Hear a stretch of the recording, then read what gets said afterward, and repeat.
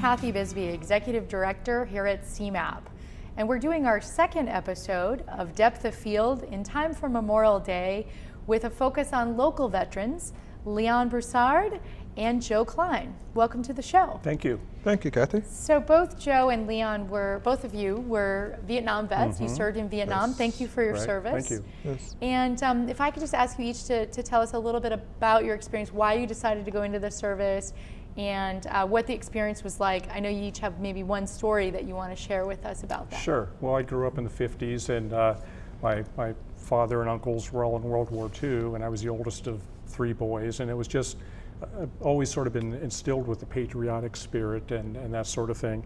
And I've always sort of been a student of history, even in early in high school, and so I was keeping up with what was happening in the Vietnam War. And then after high school, went to college for a couple of years, and then decided I wanted to go into the service and actually go to Vietnam. So I volunteered for the draft. I canceled my student deferment, took basic training at Fort Lewis, Washington, helicopter training at Fort Eustis, Virginia, then went to Vietnam for 13 months. And I was trained as a helicopter crew chief on Huey helicopters.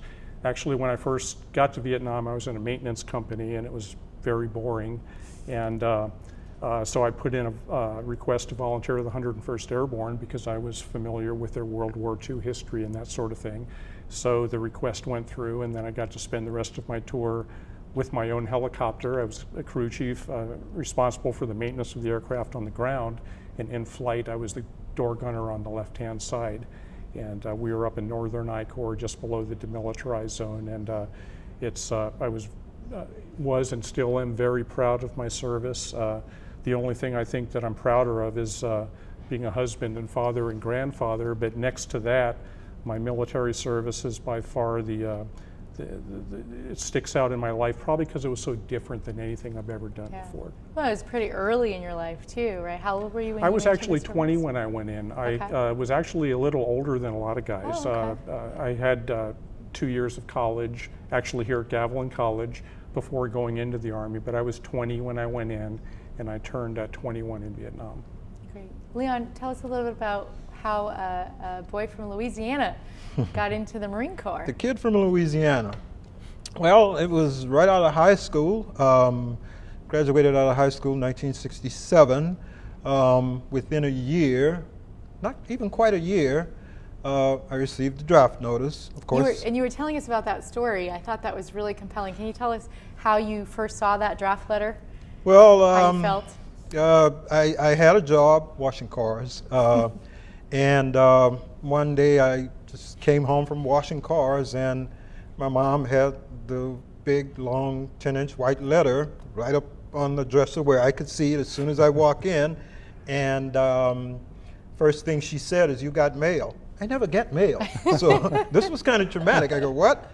I looked at the mail, and it said United States government, so I kind of knew right away what Right. it was. You know, I had no affiliation with the government. Now, had you had friends who had already been drafted at the time? I had quite a few friends that had been drafted, but they were still in Vietnam, and I had no idea of, what they were going through. Right. In fact, quite a few of them never did come back. But that was how I went in, and actually I was drafted for the Army, but for personal reasons I decided to join the Marine Corps to actually get out of Louisiana and maybe sort of see the world.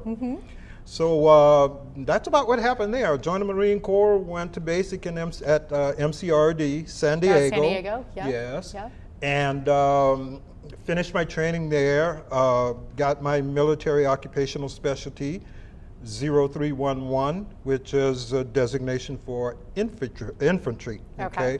So I was what they call a grunt. Okay, you stop bullets or you shoot bullets, one of the two. That's basically all you know, how to kill, that's it. But it came to turn out, through luck or, I don't know, fate or whatever, the day of graduation, they pulled out a letter and say, you guys stand over here. I thought I did something wrong. What did I do now? But actually the sergeant came over and he told us, he says, you two are going to C school, go this way. So that was it. So that's how you ended up on a boat. That's how I ended up on a boat. What boat were you on? I was on the USS Long Beach, CGN-9, nuclear powered, with guided missiles and stuff like that, which is why we were there. Our primary job on the USS Long Beach was to provide security for the missile houses forward and aft, Talos and Terry, 500 miles, 300 miles, long-range, short-range missiles, and a bunch of other stuff there. We were in charge of the brig, the armory, and all that other military-type stuff. And we had security clearances, and it was a pretty good job. It was demanding at first, and you had to get over the seasickness you get when you're a new guy and you have to stand there on guard with a bucket next to you because nobody's going to bring you one. So you put a bucket next to you, and whenever it only happens for about a month or two, and then you get used to it, and you get all the old salts laughing at you and clowning you and saying, hey, go ahead, use a bucket, man. I'm sure there's a lot of that sort of bonding that goes on when you're in the service. Both of you spoke to me before the show about the relationships that you built with people that have become lifelong relationships. Joe, can you talk a little bit about what happened when you got back in terms of keeping those relationships? Yeah, I'd be happy to. The bonds you make with your fellow veterans, guys in your unit are very strong. I think especially so in combat units. But everybody is an individual, but you're all in the same unit. Everybody thinks their unit is the best. You've got esprit de corps, and our whole purpose for being in aviation, and in aviation in the Army during the Vietnam War, it was basically all volunteers. And so we all wanted to do what we were doing. When you say aviation, those are the guys flying the helicopters? In our case, yeah, we had four-man crews, a pilot, co-pilot, and then two gunners in the back. And the helicopter companies typically had 20 helicopters in each company, but our whole purpose was to support the infantry, bring them ammunition, take them where they were going, bring them back, medical resupply, all that sort of thing.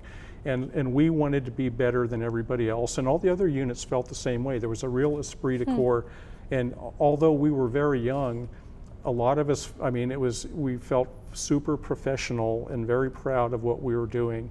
And basically the people doing that really had their stuff together because you had to. You were relying on each other. Yeah. How about in the Marine Corps? Was there also the same kind of bonding? To build on what Joe just said, he's absolutely right. There's a sense of camaraderie you get when you're on a closed environment like a ship. There was, I think, maybe 1,500 guys, a couple of thousand guys on the ship, but it was like a floating city. You had the snack store, you had movies at night, you had a barber shop, you had this, you had that. Even like I said, you had the brig, and everybody just did their jobs, you know. And it was and I think today, my feelings about teamwork and being with a team and getting together and accomplishing a task actually comes from then. When I was in the Marine Corps, and everything was together. We do this together. Here's your part, your part, your part. Everybody do their part, and everything works out.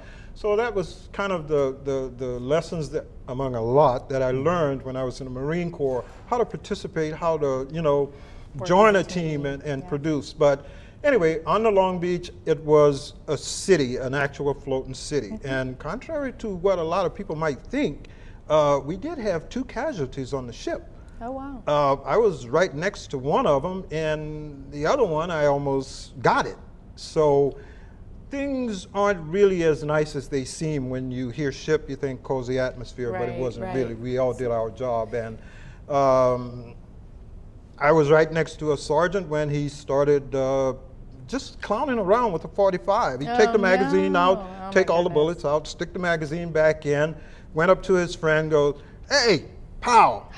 Just clowning around. So that does happen, obviously. Well, what he forgot was there was a round in the chamber. Even though he put the blank magazine into the 45, there was still a round in the chamber. He didn't intend to shoot this guy. He's just clowning around. Bullet goes through the guy, hits the wall, hits the ceiling, hits the other wall, and hits the bunk. Oh my goodness! Wow. Right there. Wow. Now you were talking about, even though you weren't in combat, you were in combat, but you weren't actually on the ground in Vietnam. You had a moment where you were out on the ship where you really felt like you were close to that combat. Tell us about what you experienced in that moment. Well, it was a very traumatic moment. There was one of those calm nights you get out on the ocean when You just want to go outside and sit around and burn one, is what we call smoking a cigarette. They let you, you know, you go on the quarter deck. And I must have smoked almost a half a pack that night. But anyway, I sat there and something caught my eye on the horizon. It was just bright orange flashes going just, you know, over and over and over and over and over. And I knew at that time, of course, a friend of mine that had already been there kind of clued me in too. He says, they're getting their butts kicked right now. You know, he says, I know about it. He was a mortarman. His job was to carry the backplate 50 pounds through the jungle. But anyway, it just went on forever. And I can remember just sitting there and thinking about my training and all we had gone through and all the guys I met and how we stuck together and how we had decided that when we get there, we're all going to stick together. You watch my back, I watch your back, and maybe we'll come out of this alive. Right. I got separated, and it really hurt me to see what I knew was going on, probably a real fierce and bloody firefight with mortars and then, you know, all these good things that are small arms and all these other good things that go into it. And I sat there with tears in my eyes for quite some time, and I just felt really, really bad because, let's face it, I was still new, you know. I had this feeling that, you know, I felt guilty and I felt really, you know, helpless. And I'm thinking, you know, like, you know, these guys, they're getting it, man, and I'm sitting here in, you know, absolute comfort compared to them, you know, smoking a cigarette and kind of, you know, enjoying myself. And they're over there, mud, water, blood, guts, tears, bullets, everything, you know. And this is, you know, not today, this is every day, you know, if you can live through it. So it made me feel really, it took me about a week to get over it. You know, I must have, like I say, smoked a half a pack of cigarettes just sitting there watching, but it was traumatic. So Joe was one of those guys who might have been over there. Yeah, in fact, we talked earlier, and the area he was off of, Northern I-Corps, is where I was. But Leon brings up a really good point. The whole time you're over there, all you're thinking about is going home. Well, I'm going to go home. I'm going to go home. In fact, we have these things called short timer calendars that had 365 days on them, and some guys would. I'd like to let a month go by because it would feel good to cross off a whole month. But a strange thing happened to me, and I've talked to other guys since, and a lot of them experienced the same thing. Within about a month of going home, I realized I'm not going to be seeing these guys anymore, and. It's not that you don't want to go home, because you do, but you're sort of melancholy. And then we were right in the midst of a big operation when I came home. It was flying South Vietnamese troops into southern Laos. It was the biggest helicopter operation of the war, and I was involved in the early stages in it. And then I came home, and it was on the news every night. And I'd run to the TV and watch, and I felt like, what am I doing here? I should be back over there. And I'd see our helicopters had a white diamond on the tail boom. They were easy to spot. And it was just a real strange sensation. And I just felt like I was in the wrong place, like I should have been back there. Because you feel a sense of there's a tremendous obligation bond, and commitment and bond, and you want to support each other, and you want to support your brothers. And that lasts your whole life. And you started a reunion of the folks in your crew. My dad, right? as I mentioned before, was a World War II vet on bombers in World War II, and late in his life, my brother and I took him to one of his reunions. He wouldn't get on an airplane after World War II, so my brother and I drove him back to South Dakota to go to a reunion. We all had a great time. But I got to thinking, boy, it'd be sort of neat to try to get our guys together. This was back in the late 80s, before there was an internet or anything like that. So I was going to the library, going through phone books, looking guys up, making cold calls. And to make a long story short, over a period of time, we got about 150 guys from our unit, our company, together, and we had our first reunion in Omaha in '88, and we've had reunions, probably 10 since then. And of course, now with Facebook, email, and everything, we're always in touch. It's really neat. Well, that's a good segue actually into some of these wonderful paintings that are behind us. You're actually an artist. Well, thank you. Yeah, in fact, I was asked to bring a couple of my pieces, but I took art in college a little bit, but a lot of it's self-taught. But this is an example of some of the stuff I did. This is the kind of helicopter I flew on. I was one of these guys back here. But in talking to others, I feel blessed that I can sort of show what we did. And literally thousands of veterans have pieces of my art, and the responses I get back and are just heartfelt responses mean the world to me. How did you get started doing this? Well, as I mentioned, I took some art classes in college, but I got bored painting flower pots and stuff like that. Never really knew what I wanted to paint. And then after I got out of the service, I got into military art. And military art's very specific. It's like wildlife art or nautical art, but there's a very interested segment of people who are very interested in it. So one thing led to another, and been doing it for about 35 years now. Your art really captures a feeling. Well, thank you. It's not. It's very. Your artwork is very technical in the technique, but it captures a feeling. I mean, I wasn't there, but I feel something. Well, when I I'm look happy at to it. hear you say that. And some of the best compliments that I get from other veterans, they'll look at some of the stuff, and they say they can almost hear the radios and smell the smoke when they're looking at some of these things. And some of them, it's brought tears to their eyes. Lots of times, a family member, a son, daughter, and now grandchildren will buy this stuff and give to the veteran, and it's some really interesting stories involved. How do people find out about your artwork if they're interested in purchasing it, or how do we get in touch with you? Well, I've got a website, joekline.com, and most of my sales these days are over the internet via my website. Do a couple shows every year, but that's great. Yeah, thank you. Leon, I want to talk a little bit with both of you actually about what was it like coming home from Vietnam? So you talked a little bit about your experience as seeing it on TV and feeling, gosh, I should still be there. Yeah. What other kinds of feelings were coming up and you both were there kind of later in the later about the part, same time. right? Just about the same time. So this was as things were sort of changing back home. Tell us a little bit about what your experience was coming home as a vet. Well, as a vet, it was different. It's kind of hard to just get rid of the military lifestyle and the things you saw, the things you did, and mostly the traumatic things that you went through, whether you were in a combat zone or not.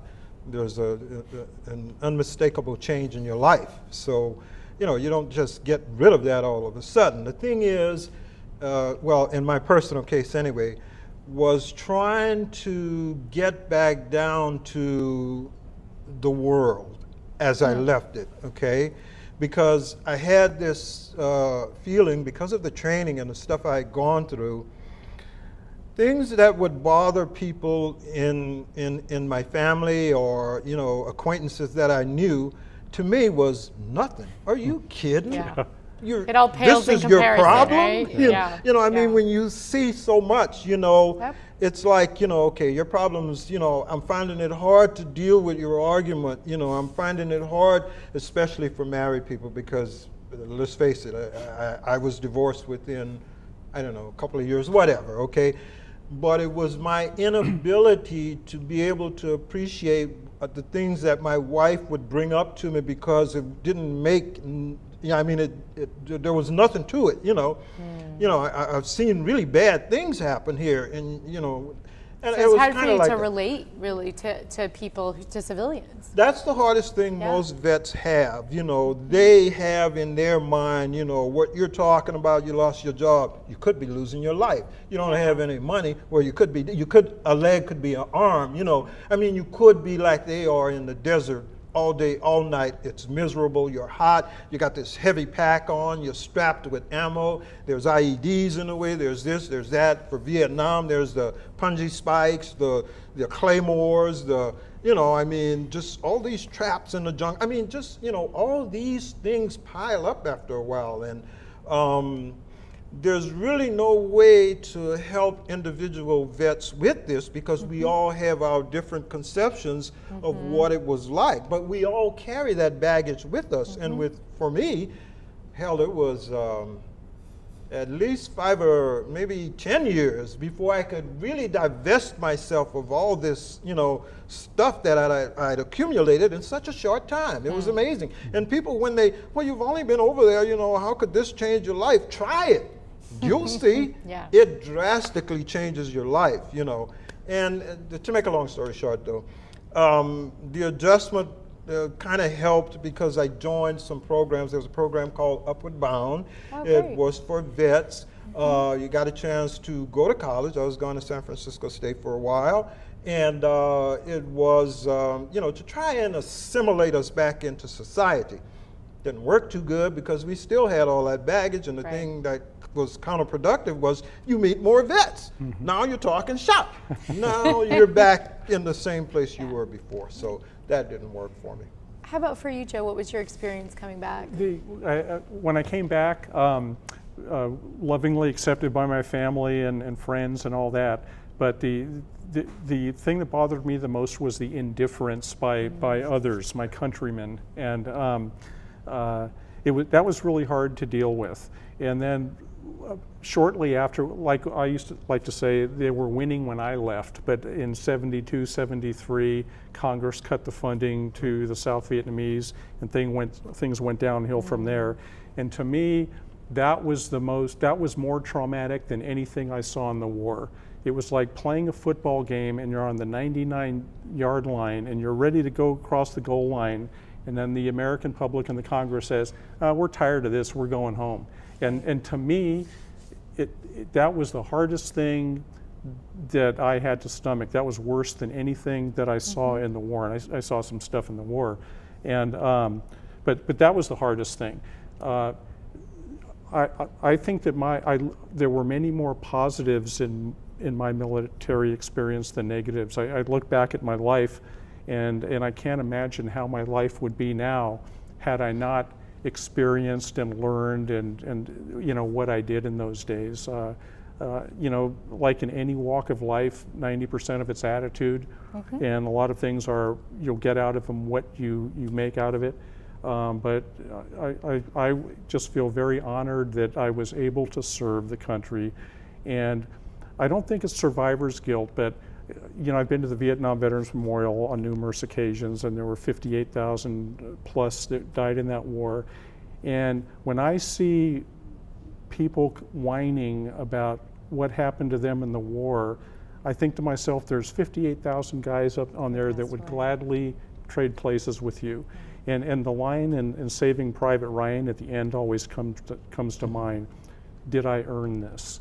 Yeah. And so, I constantly fall short, but I try to do what I can to sort of earn the opportunity to have lived 40 years longer than I really thought I might have. One thing that you said to me, and I think this, is really true, of course, in life as much as it is with vets, is that everybody has a different experience. Yeah. Mm-hmm. Yes. You had one experience, Yeah. and you were in a different branch of the service. You were in the Army and you were in the Marines, and so you had different experiences. Mm-hmm. The folks who've gone to Iraq, they have a completely different experience with multiple deployments and lots of problems in the military these days. And so, everybody's really had a different experience with it. What would you say to people who are either wanting to support or help vets, or vets who are just coming back? What kind of advice would you give them about adjusting? You had mentioned this story, actually, Joe, I thought was really interesting about adjusting to life when you got back, where somebody was telling some college story and you're thinking, geez, that's nothing compared to Vietnam. So how do people that are coming back now, how do you think what will help them make that transition? Well, it's just like what Leon said. Yeah, I'd say listen. I think it's important for vets to talk to other vets. It's important for non-vets to listen and be supportive. And a lot of things, it's easy for me to say now that I'm older. I didn't realize it back then, but for many vets, they're going to look back in 10, 15, 20, 30 years, and they're going to look back on that time, and they're going to realize how much they learned from it and how special a time it was. Mm-hmm. And they are going to be making friends, lifelong friends. They don't realize it now because they're just back and they're busy starting careers and families and all that like we all did, and that's not what they're concentrating on right now. But down the road, I guarantee that most of them will think fondly back on those times and the friendships they had and hopefully renew a lot of those friendships. Another thing too is a lot of guys, you go into the military, let's say you're 17, 18, 19, okay? Young. You're probably still a kid, you know. Some guys can mature real fast. At 18 or 19, they're like adults, you know. But most of us, we don't have the luck to be like that. So we go into uncharted waters. Let's face it, we've never been there before. We experience things that are really traumatic at a young age. We try to do what we've been trained to do. Yep. We put up with things that a lot of times we don't agree with, but, you know, it's do or die, you know. Don't ask why, you know what the saying is. So, you know, I think it parallels all services and all wars. The one common thread you're always going to have is the indifference to the vets, okay? The inability for civilians to really grasp and understand what we go through. And I don't hold them, you know, liable, because I mean, how are you going to know? You know, you got to be there. Yeah. The thing I don't like, though, is the treatment you get, not only from the VA, I could say, you know, they're doing better now, and they're actually making some real positive efforts to really help vets. Good. Because the game's changed and it's That's a lot right. more serious now, you know, but those things are critical. You know, when you leave a war zone, combat zone, whatever, or just a tour of duty, you know, and you come back and try to assimilate back into life, it's always going to be a tough thing for you. And the important thing is to have family, okay? It was rough for me because my entire family was in Louisiana. I was sort of isolated out here, playing it by ear almost the whole time, okay? Like I said, I left Louisiana, I was 18 years old, okay? I got out of the Marine Corps 3.5 years later, you know, 21, 22, still don't know anything about life, don't know anything about living in a city. I came from a small town in Louisiana. So I had to acclimate myself back to all this, okay? And you get no help. You get financial help, maybe from the VA. You get a little medical help. I went there a couple of times on 19th Street in San Francisco when I was a poor vet right out, and I know how these vets feel. You come out, you got no job, you have no marketable skills unless you had a real good skill in the Army, and you won't unless you spend 5 years or whatever branch of the service. You got to spend like 5 years or something to pick up a marketable skill that you can use when you come back. So essentially, you're coming back almost like you served 3 years in San Quentin. You know. So we have to wrap up here, but you know, is there a resource locally in Gilroy that we can point to people to who are veterans who are looking for a way to connect, or are there any resources with the city? Well, one of the big, not with the city, but one of the big advantages that vets have now, and believe me, my heart goes out to these vets with the multiple deployments and stuff, but social networking, emails. I mean, it's so easy to get in touch with help now, and it's also easier to get in touch with other vets. So. Well, I want to thank you both for being on the program.